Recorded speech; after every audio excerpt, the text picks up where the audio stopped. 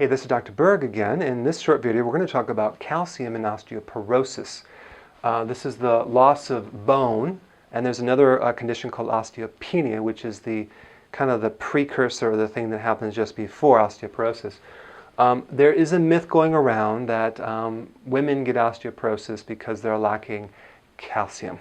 Well, the big, huge trials that were just done, the research on women that take calcium, just found out that the more calcium they take, the more they get heart attacks. Yeah, especially if they're postmenopausal. And I'm going to cover why that is. But most osteoporosis is not a calcium problem per se. It is a problem with cortisol. Cortisol is a stress hormone that is made by your adrenal glands. And if your adrenal glands are overactive, and the way they would become overactive is especially during menopause, because the adrenals back up the ovaries during menopause because they make estrogen. So yes, estrogen can affect osteoporosis, but just the fact that the adrenals can't make up the difference from what the ovary, when the ovary was producing before. So we have these weak adrenals, you go through menopause, and then you lose your bones. It's not because you're not eating enough calcium, it's because of the high cortisol, because the adrenals are so tired they're failing to back up the ovaries, okay? Now what happens is when you have high cortisol, it's very destructive on the protein in the bone. So you lose protein, most of your bone is protein. And it's very destructive on calcium as well. So you lose calcium, you lose protein, you lose other minerals, and you lose your vitamin D levels. I would say most of the vitamin D deficiencies in the United States, especially in the northern version, because they don't have as much sun, is adrenal high cortisol. That's why we become low in vitamin D, okay? All right, so cortisol, that's really what's underneath this osteoporosis. So this comes down to stress. Stress will cause high cortisol. So I'm not saying go live on a desert island by yourself. I'm just saying instead of taking calcium, start to do things to start to improve the stress situation. Change your environment. Do things that are less stressful. Work on your adrenals nutritionally. Acupressure.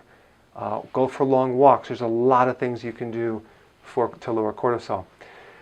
So it's rarely a calcium problem directly.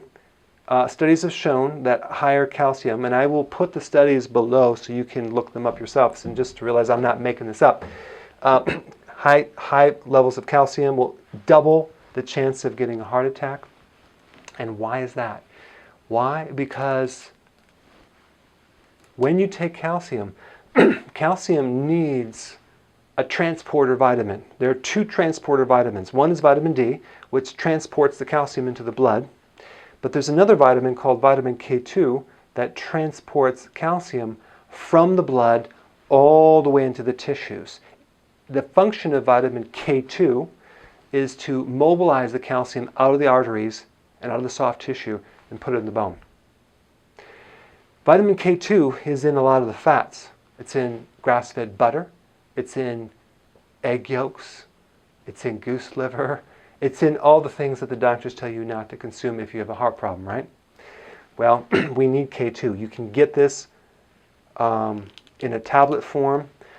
Take 100 micrograms, and you can then also take vitamin D3. I would take 10,000 international units together, these two together, with a little fish oil, maybe cod liver oil. So if you took all three of these together, this would be very, very beneficial to protect your bones. Why? Because this is going to transport it. This will help to transport it as well.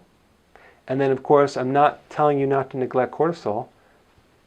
Fix this too, but these are very good protective vitamins to help transport calcium. The other thing is, just by lowering cortisol, your vitamin D3 will go up as well. But this is very beneficial. Now, if you already have osteoporosis, you're going to need to take some calcium. I do not recommend taking calcium carbonate. If you've been taking calcium, go get your bottle right now and look at the label. Make sure it's not calcium carbonate. That's limestone. You'd be better off chewing on the cement outside. it's just rocks. It's not going to absorb. You need calcium citrate, calcium lactate, calcium gluconate, all the different types of calcium, but not carbonate. But if you have osteoporosis, you might want to add calcium to this, and that would be your bone building factors and to prevent the heart attacks. The last point I wanted to make is that is this. Many people ask me, like, what food can I get these vitamins? It's very difficult to get vitamin D from food unless you consume cod liver oil, but you can get it from the sun. So if you go outside 10 minutes a day or 15, you can get 10,000 IUs. So that way it's free. You don't have to take it. Okay? But definitely the K2, that's the one that you want to take more of to help prevent this. And then again, check with your doctor if you have this. I'm not telling you that this is going to cure you or diagnose. This is the reason why you have osteoporosis, but I'm just giving you some extra data to present to your doctor so you guys can figure it out.